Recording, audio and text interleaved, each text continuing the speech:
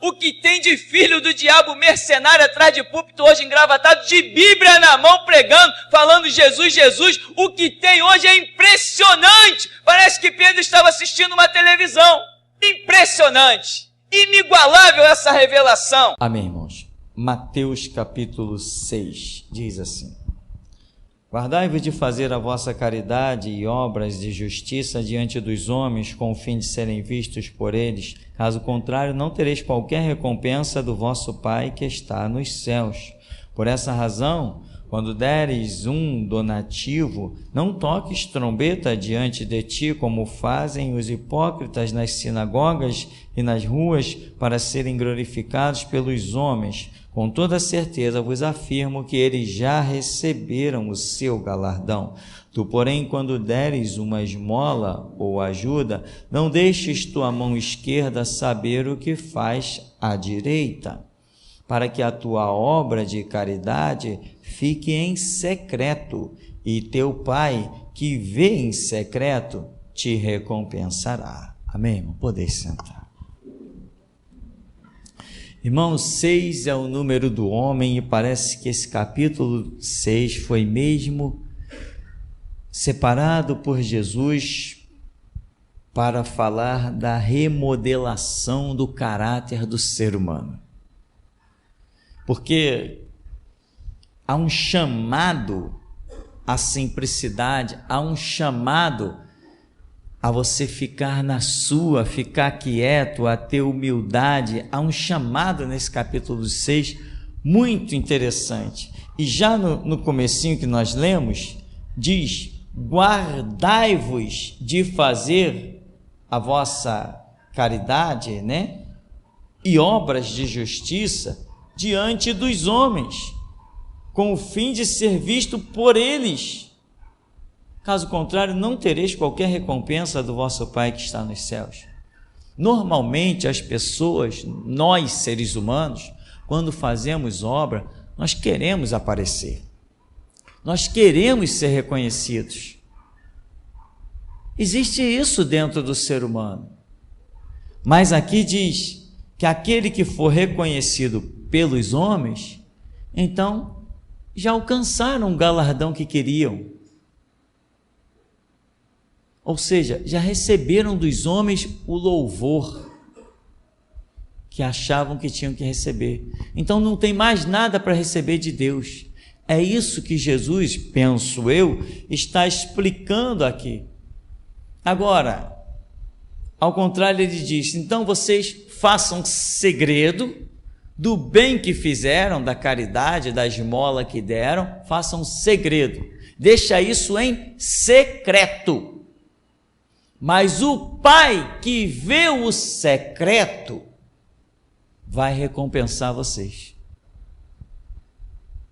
Ou seja, uma obra que é feita, nunca ela é feita na obscuridade dos olhos de todos, porque Deus enxerga todas as coisas e dará a cada um segundo o seu decreto, segundo aquilo que ele sabe, segundo o que é justo. Nós não precisamos, né? Como diz aquele hino, eu não preciso ser reconhecido por ninguém. A minha glória é fazer com que conheçam a ti e que diminua eu, para que tu cresças, Senhor. O homem que disse isso, importa que ele cresça e eu diminua. A respeito deste homem, Jesus falou assim: dos nascidos de mulher não tem ninguém maior do que ele. Ou seja, nós precisamos ter o sentimento e o entendimento de João Batista, de não querer realizar obras esperando louvor dos homens, que os homens vejam, que os homens reconheçam. Não, fez, está feito, larga de mão. E não importa se às vezes aquele a quem você estendeu a mão vier para te agredir, te ofender, para te denigrir, não importa, porque o teu mérito está com Deus E aqui eu gosto desse texto que diz assim no verso 4, para que tua obra de caridade fique em secreto, e teu Pai que vem em secreto te recompensará. Ou seja, não penses você que a sua obra está escondida, como que estivesse morta, porque tem pessoas que querem que as suas obras apareçam, querem dar vida às suas obras. Não, meu irmão, uma obra em secreto, ela está lá viva, e está diante dos olhos de Deus. Deus, um dia lá, diz a Escritura, que será aberto o livro das obras, e pelo que me recordo aqui, só tem um que vai poder abrir esse livro. E quando ele vai surpreender muita gente, quando abrir aquele livro, todas as obras estão ali, as obras más e as obras boas, está tudo lá registrado. Tudo que eu fiz de bom ou ruim, está lá. Toda obra minha ruim, que eu não tiver recebido perdão, está lá. A que eu recebi perdão, não está. Mas se tem obra ruim, que eu não me redimi, não reconheci os meus erros, está lá, é o livro das obras. E diz que todos seremos julgados segundo as obras. Então, está tudo registrado, não vai escapar nadinha aos olhos do Senhor Deus Todo-Poderoso. E o que nós vemos? Muita gente, como Jesus vai falar aqui, que é o culto dos homens, né? No verso 5 o Senhor diz assim: e quando orardes, não sejais como os hipócritas, pois que apreciam orar em pé nas sinagogas e nas esquinas das ruas para serem admirados pelos outros. Então, o problema aqui não é orar em pé nas sinagogas, isso não é nenhum problema, nem nas esquinas das ruas, isso também não é nenhum problema. A questão é que o objetivo deles é, o próprio texto diz, serem admirados. O que é admirar? Admirar alguém é como que exaltar esse alguém. Então, eles querem ser admirados pelos outros. Aí Jesus diz assim: com toda certeza vos afirmo que eles já receberam o seu galardão, ou seja, pelas suas atitudes, que deveriam ser galardoados no céu, mas o que está no coração deles é ser exaltado na terra, então eles já receberam o seu galardão. Se nós conseguirmos, irmão, eu aqui falando contigo, eu considero isso muito sério. Se nós conseguirmos viver de maneira que não nos interessa o elogio dos outros, nós vamos nos dar muito bem. Sabe por quê? Eu vou te dizer uma coisa. Anota essa, irmão. Vou te falar uma coisa. Quem se sente bem com o elogio, também se sente mal com a crítica.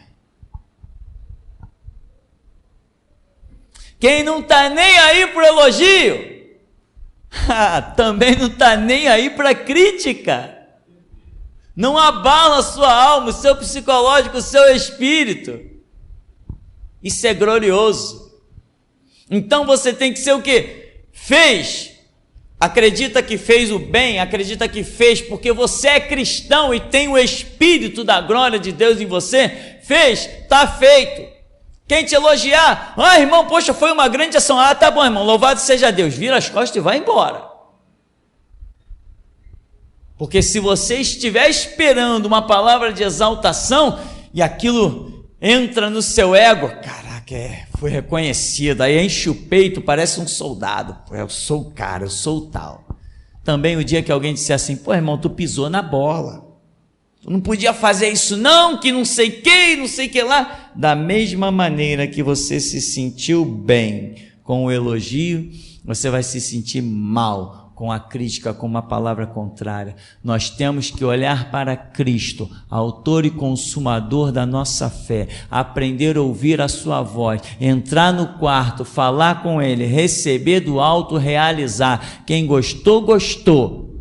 Quem não gostou, problema de quem não gostou. Mas elogios e críticas não nos interessam, porque quem nos galardoará é o Senhor, o nosso Deus. Então, irmão, eu estou falando algo que eu considero muito importante. Você tem que levar a sua vida de maneira que... Irmão, eu vou dizer uma coisa para você. Eu sou uma pessoa que eu recebo muitas palavras de carinho. Imagina quanta gente, irmão, porque nós disponibilizamos as mensagens gratuitas e vocês mesmos distribuem essas mensagens Brasil e mundo afora. Então as pessoas às vezes vão lá na internet, catam o nome do ministério, chega até a mim, acham o meu e-mail e me mandam, olha, muitas coisas, e sempre que eu abro o meu e-mail, tem lá alguém me exaltando, dizendo que, poxa, você fala a verdade e tal, e não sei o que, mas a pessoa fala da sua vida. Ela diz, aquela palavra me libertou, aquela palavra me abençoou, aquela palavra me renovou, me deu novas forças, aquela palavra... Então, eu teria motivo para me sentir um cara orgulhoso, tal. Não, irmão, não sinto. Então, quando alguém vem me criticar, diz que eu sou a bola da vez, diz que eu sou o anticristo também, isso não me faz nenhum efeito. Sabe por quê? Não me faz efeito dizer que eu sou anticristo, que eu sou o filho do diabo, que eu sou isso, aquilo, não faz efeito na minha vida, porque da mesma maneira não faz efeito se alguém aparecer para dizer que eu sou Deus. O meu espírito está forjado para entender o caminho que eu devo andar. Não importa o que fala no ouvido direito, nem o que fala no ouvido esquerdo. Eu não dou ouvidos à palavra que desce à minha alma. Eu só dou ouvidos àquilo que consegue penetrar a minha carne, a minha alma e chegar ao meu espírito. E ali, meu irmão, só tem um que tem poder para falar. Só um.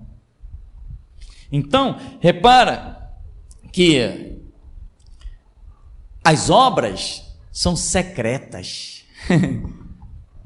Que nem uma vez, eu não sei se é uma piada ou se era um caso sério, né? Alguém contando, não, que na igreja estava sendo distribuído ministérios, e o profeta está dizendo, você aí vai ser um grande evangelista, multidões vão estar junto de você e tal. Aí a pessoa, opa!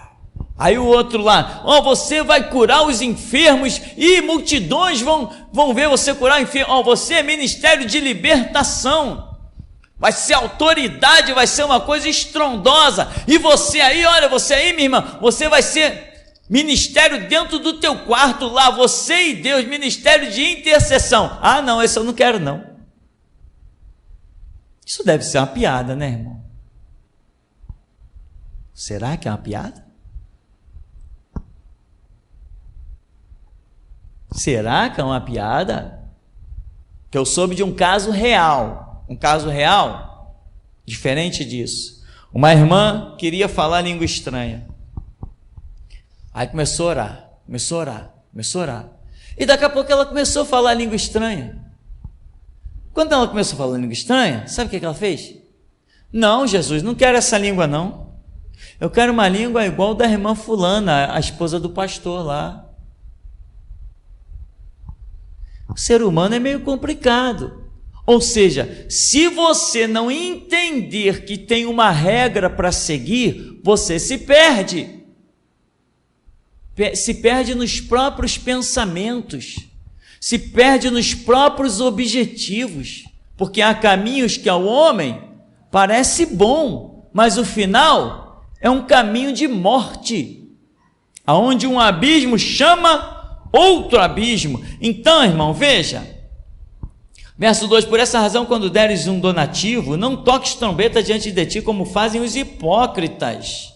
A palavra hipócrita significa falso, né? nas sinagogas, nas ruas, para serem glorificados pelos homens. Com toda certeza, vos afirmo que eles já receberam o seu galardão. Tu, porém, quando deres uma esmola ou ajuda, não deixes tua mão esquerda saber o que faz a direita, para que a tua obra de caridade fique em secreto. E o teu Pai, que vê o quê? O secreto. O Pai está preocupado com o quê? Com o secreto. Jesus está falando, o Pai que vê o secreto. Tu tem obras, irmão? Eu não vejo suas obras, cadê elas? Tomara que eu não as veja, mas que você as tenha, amém? Porque são as obras lá do secreto que vai fazer a bênção de Deus cair sobre você. E chega um dia, meu irmão, que Deus faz diferença de quem serve e quem não serve, do que é e o que não é. Chega um dia que você vira referência mesmo sem querer virar. Mas quem quer virar, jamais virará. Deus só põe em destaque quem não quer ser destaque. Ora, quem não sabe disso? Que redundância. É só abrir a Bíblia, qualquer página da Bíblia te diz isso, que Deus só destaca aquele que não quer ser destaque, que Deus só faz brilhar aquele que não quer ser estrela, que Deus só dá autoridade para aquele que sabe que tem que ser sujeito e submisso a regras. Porque tem gente que pensa que é autoridade e chuta todas as regras. Não, quem Deus levanta para ser autoridade é porque esse reconhece as suas regras.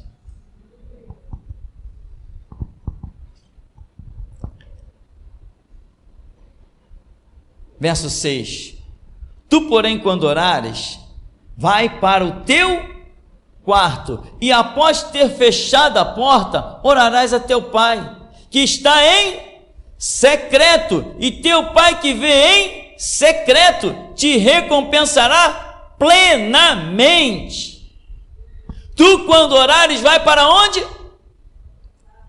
Não quer dizer que você não possa orar em público, não é nada disso, ao contrário, a igreja é um local público e nós oramos, clamamos na igreja, temos reuniões de oração, etc, etc, mas o que Jesus está mostrando é o que vai dentro do ser humano, como ele falou assim, esses hipócritas estão orando e eles já esperam a recompensa, o louvor dos homens, mas não será assim com vocês. Jesus está falando com os seus discípulos. Você vai orar, pode orar no teu quarto, da mesma maneira que Deus te vê dentro da igreja, te vê no teu quarto.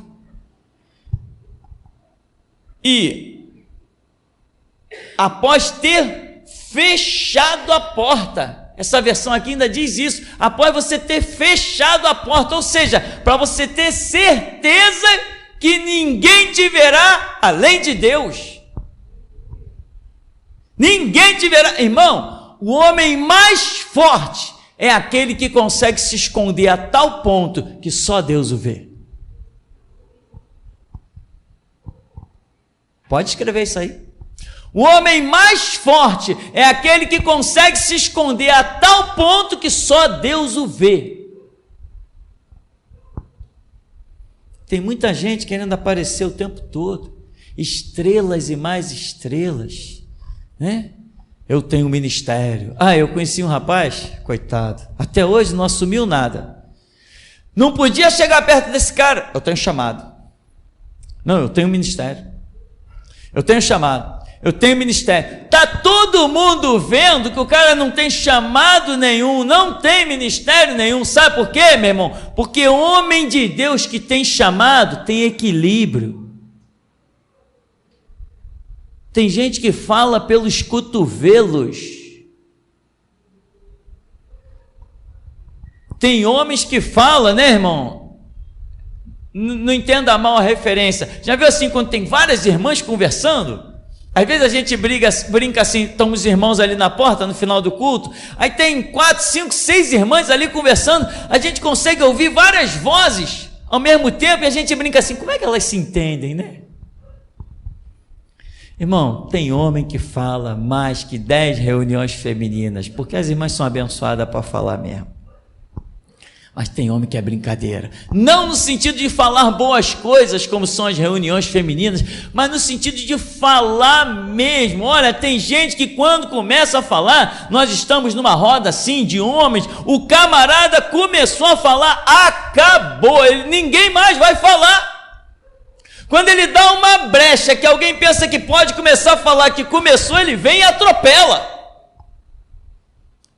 E todo mundo tem que se calar, cada um que tenta falar tem que se calar, porque o cara vem e fala, e não, eu lembrei disso, não, eu quero falar aquilo, não, deixa que eu conto isso. É uma loucura. São pessoas que querem aparecer. Você já viu Jesus Cristo contando por aí a história da sua morte?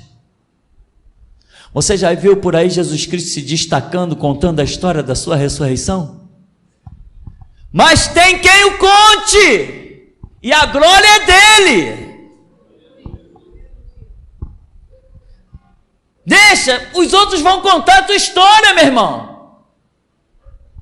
Quem não ouviu falar dos grandes evangelistas? Está aí os livros escritos, dezenas de homens que fizeram história.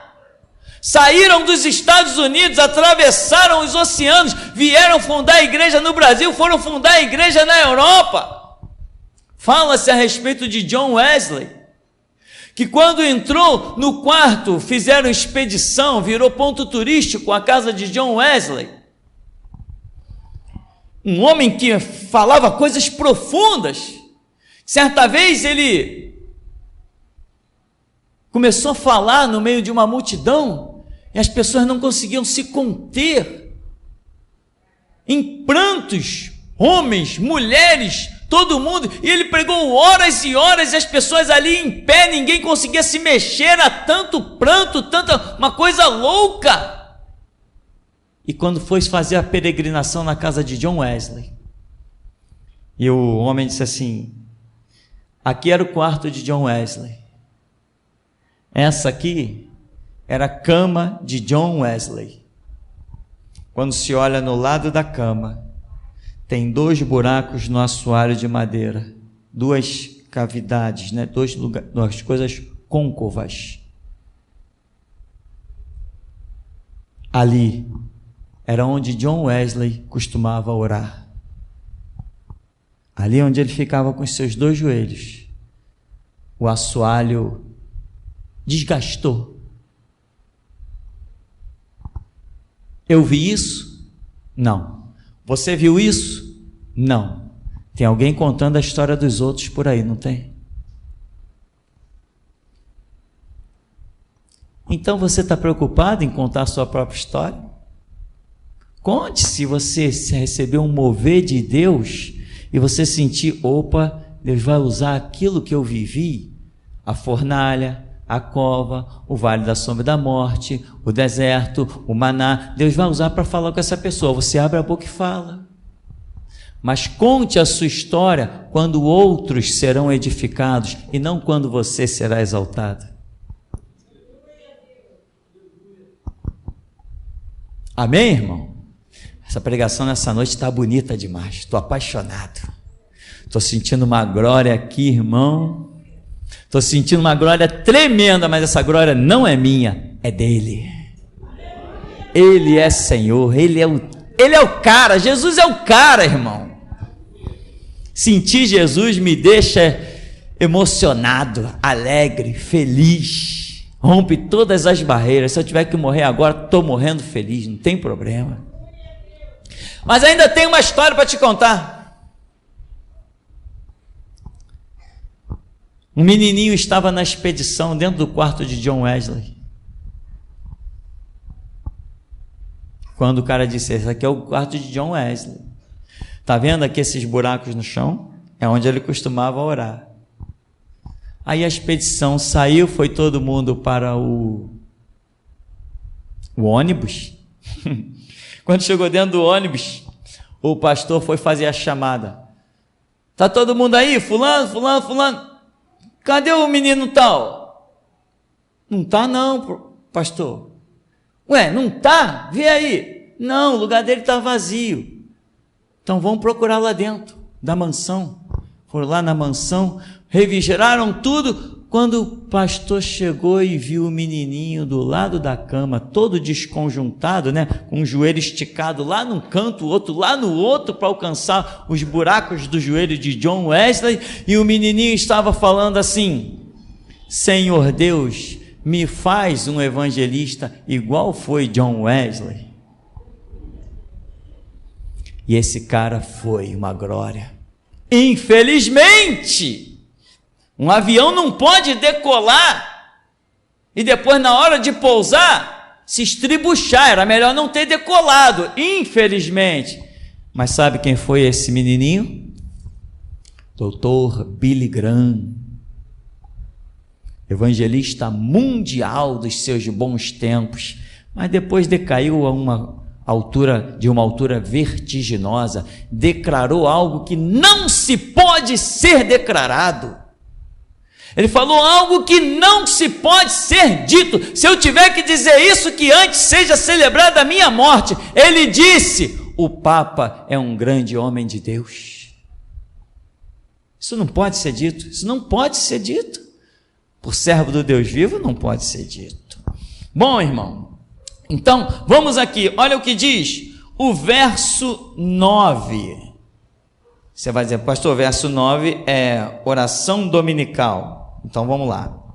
Por essa razão, vós orareis: Pai nosso que estás nos céus, santificado seja o teu nome. Então, Jesus está ensinando uma oração. Ele está dizendo: você vai entrar no teu quarto, você vai fechar a porta, você vai reconhecer, você vai falar com Deus, e você vai entender que santo, santificado é quem? O nome do Senhor. Verso 10, venha o teu reino. Você tem que entender de quem é o reino. Então o reino não é nosso, o reino é de Deus. Seja feita a tua, quem é a vontade que tem que ser feita? É a dele, não é a nossa. Assim na terra como no céu. Não é só no céu não, é aqui e agora.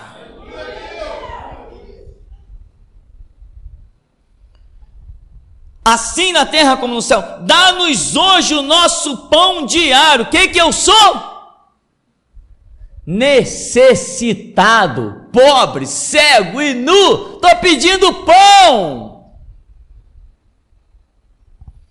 Ele tem poder, ele tem reino, ele tem glória, ele tem vontade no céu e na terra. E eu? Dá-me um pedaço de pão, Senhor.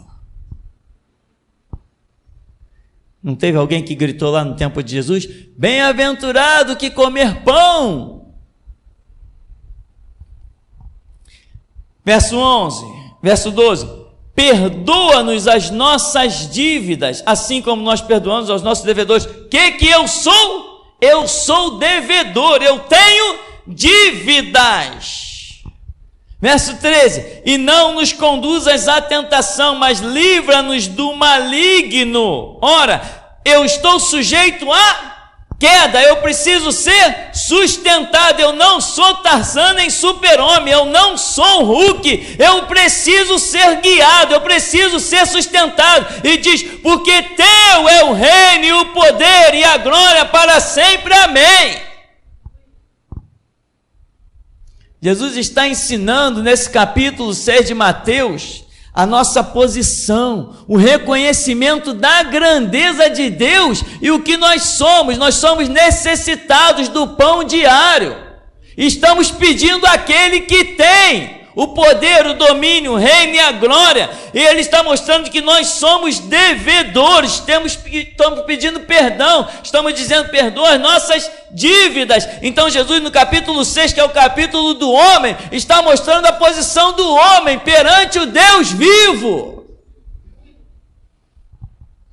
Verso 14: pois se perdoares aos homens as suas ofensas, assim também vosso Pai Celeste vos perdoará a vós. Entretanto, se não perdoares aos homens, tampouco vosso Pai vos perdoará as vossas ofensas. Então, irmão, eu sou necessitado, eu preciso de pão, eu preciso de perdão, eu preciso ser sustentado por Ele, né? Como diz aqui, não nos deixes cair em tentação, ou seja, eu tenho que reconhecer que eu não consigo me manter de pé sem Ele.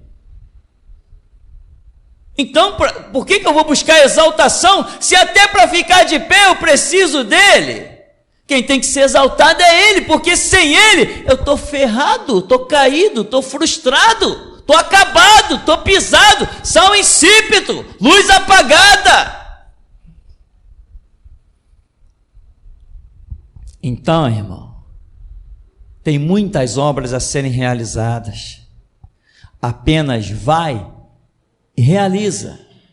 Se Deus quiser que as tuas obras saltem à luz, elas vão saltar. Se Deus quiser que elas fiquem em secreto, guardada para a hora certa, elas têm que lá ficar. Não tire as tuas obras do secreto para colocá-las pública. Apenas realize obras, e o que Deus quiser tornar público, Ele torna público. O que Ele quiser manter como secreto, Ele manterá como secreto. E não esqueça que Jesus, depois de ressuscitado, poderia ter sido exaltado tremendamente. Ele poderia ter saído pelas ruas. Estou de volta. Cadê vocês que me crucificaram? Estou eu aqui, ó. Cadê vocês que disseram que o corpo foi roubado? Olha eu aqui, vem cá ver. Seria uma exaltação e tanta, não seria? Jesus não quis se exaltar.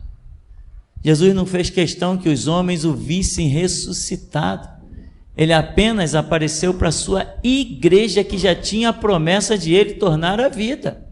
Nós temos visto Jesus Cristo todo dia, mas Ele não está preocupado em aparecer para o mundo. E tem mais. Quando Ele aparecer para o mundo neste século 21, o mundo vai desejar que Ele não tivesse aparecido. Porque Ele não vem para dizer, olha eu aqui agora, todo mundo me adora e pá, não é só isso não. Ele vem e vai condenar milhões, vai matar muita gente com o resplendor da sua glória no Monte das Oliveiras, no Vale do Armagedon e por todo o globo terrestre. Porque há uma passagem que diz sobre isso, que a vinda do Filho do Homem será como nos dias de Noé. E nós vemos que nos dias de Noé, o que era bom ficou na terra, dentro da arca, e o que era ruim sumiu, foi tragado pelas águas, e água é a espada do Senhor Deus Todo-Poderoso. Ali tem uma situação invertida do que muita gente pensa que acontecerá quando Jesus voltar. Bom, detalhes à parte, a gente vai estudando no nosso seminário. Então, meu irmão, Deus te chamou para realizar obras, mas não para aparecer para o mundo através delas. Deus te chamou para realizar obras, mas não para usá-las para aparecer, né? Já teve gente que chegou o absurdo. Alguém me apresentou, aqui o irmão fulano. Aí, prazer, irmão. Meu nome é fulano, eu sou profeta. Sou o quê? Sou profeta, olha aí, irmão. Olha uma coisa dessa, eu sou profeta. Primeira coisa que você pode ter certeza, quando alguém te diz sou profeta, você pode ter certeza que ele não é. Porque quem tem o espírito dos profetas, meu irmão, tem uma humildade muito grande. Agora as pessoas estão confundindo ter um sonhozinho profético ou uma visão com ser profeta. Ter sonho todos nós temos. Ter visões, e todos nós temos. Mas Deus falou, se tem profeta, a eles eu me revelo, em sonhos e em visões. Mas não é assim com o meu servo Moisés, com quem eu falo boca a boca, no secreto, dentro da tenda. Vamos aprender, irmãos, a encontrar com o nosso Deus dentro da tenda, no secreto. Presta atenção no que o Espírito Santo está te falando nessa hora. Procure dentro da tua casa, que lá tem um canto que você tem que reservar para você e Deus. Procure dentro da tua casa, tem um canto lá que você vai reservar para você e Deus. Sabe por quê? Porque Ele quer fazer de você o que outros jamais poderão ser. Aleluia, louvado seja Deus. O Senhor teu Deus te ama, irmão, e te chamou a uma terra onde nós temos clamado: Deus, se nos privar da tua voz, tira-nos também a vida. É assim que nos comportamos neste lugar. Se não temos a voz de Deus, também não queremos a vida. Então, guarde isso que eu acabei de te dizer. Vasculhe dentro da tua casa, olhe lá e diga: vai ser aqui. Você vai sentir o toque de Deus. Vai ser aqui que não vai existir telhado. Aqui os céus vão estar abertos sobre mim. Vai ser aqui. Isso é só um detalhe. Depois virão outras direções para esse lugar aí. Ó. Amém, meu irmão? Até aqui nos tem ajudado o Senhor.